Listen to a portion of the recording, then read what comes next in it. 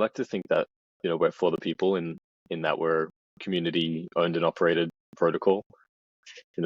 TBDC and the T token, we're pretty old. Like, as far as the space goes, the T token's fully diluted. It's in the market. There isn't, this points program or this large VC backing with a bag that's ready to drop on the market. And so I think over time, like, having a fully liquid token is quite an advantage in the sense that people can access it, people can join, people can participate.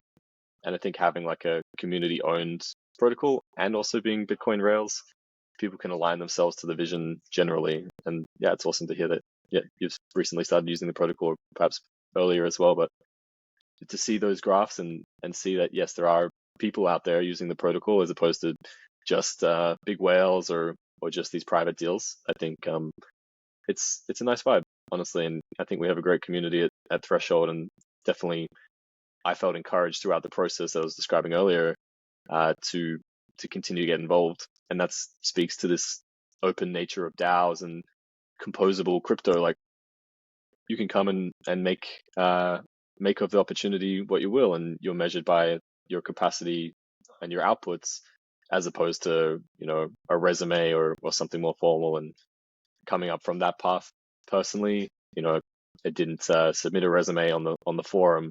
It was an anonymous account at the time, like, known through the community, through my actions and through my presence in calls and whatnot.